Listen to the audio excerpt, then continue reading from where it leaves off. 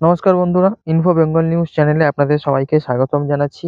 আসন্ন যে লোকসভা ভোট আসছে সেই ভোটকে কেন্দ্র করে কত রকম যে ঘটনা সামনে আসছে সেটা আমরা দেখতে পাচ্ছি। বিভিন্ন রাজনৈতিক দলের যে চাপানোতর সেটি তো রয়েছে, এবং তার মধ্যে থেকে অন্যান্য যে খবরগুলো রয়েছে তার মধ্যে থেকে একটি গুরুত্বপূর্ণ খবর হলো যে আইএসএফ যে দলটি সামনে নতুনভাবে মাথাচাড়া দিয়ে উঠেছে, অর্থাৎ ইন্ডিয়ান সেকুলার ফ্রন্ট নামে যে দলটি উঠেছে এবং তার যে নেতা আছে সেই নওশাদ সিদ্দিকীর দল আইএসএফ থেকে আবারও তাদেরকে যে প্রার্থী তালিকা রয়েছে সেটি কমপ্লিট প্রার্থী তালিকা বলা যেতে পারে এক প্রকার। তারা তাদের প্রার্থী তালিকা ঘোষণা করে দিয়েছে।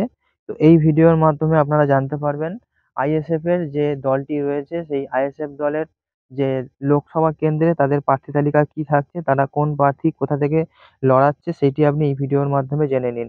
গত ২১ মার্চ প্রথম দফা এবং ৪ এপ্রিল দ্বিতীয় দফায় প্রার্থী তালিকা প্রকাশ করেছিল আইএসএফ, এবং ১৩ এপ্রিল তৃতীয় পর্যায়ে আসন্ন লোকসভা নির্বাচনের প্রার্থী তালিকা ঘোষণা করেছে নওশাদ সিদ্দিকীর দল আইএসএফ।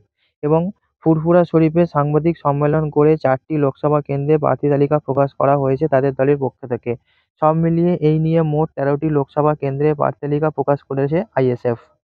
১৩ এপ্রিল এই দিনে তারা প্রার্থী তালিকা ঘোষণা করেছে যে জঙ্গিপুর লোকসভা কেন্দ্রে প্রার্থী থাকবে শাহজাহান বিশ্বাস, বনগাঁ লোকসভা কেন্দ্রের প্রার্থী থাকবে দীপক মজুমদার, তমলুক লোকসভা কেন্দ্রে প্রার্থী থাকবে মহিউদ্দিন আহমেদ এবং কৃষ্ণনগর লোকসভা কেন্দ্রে প্রার্থী থাকবে আফরোজা খাতুন মণ্ডল।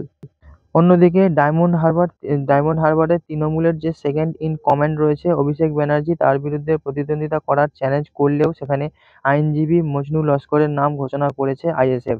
পাশাপাশি যাদবপুরের মতো গুরুত্বপূর্ণ কেন্দ্রে জোট শরিক বামেদের প্রার্থী সৃজন ভট্টাচার্যের বিরুদ্ধে আইএসএফের টিকিট লড়ছে নূর আলম খান, তিনিও পেশায় আইনজীবী।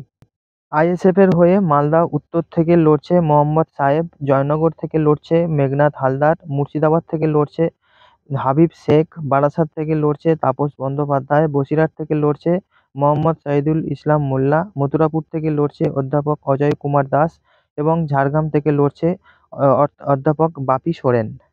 পাশাপাশি শ্রীরামপুরের লোকসভা কেন্দ্রে বামেরা দীপশিতা ধরকে প্রার্থী করলেও সেখান থেকে আইএসএফের প্রার্থী করা হয়েছে শাহরিয়ার মল্লিককে।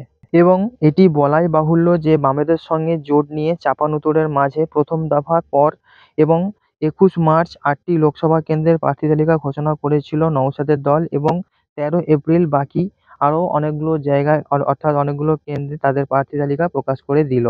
তো যেমনটা খবর পাওয়া যাচ্ছে যে যাদবপুর, ডায়মন্ড হারবারের পাশাপাশি বালুরঘাট, উলুবেড়িয়া, ব্যারাকপুরের জন্য এদিন প্রার্থীর নাম ঘোষণা করছে আইএসএফ। বালুরঘাটে লড়ছে ডক্টর মোজাম্মেল হক এবং বালুরঘাটের বর্তমান সাংসদ বঙ্গ বিজেপির রাজ্যপতি সভাপতি সুকান্ত মজুমদার। এবার পদ্ম টিকিটে বালুরঘাট থেকে লড়ছে তিনি।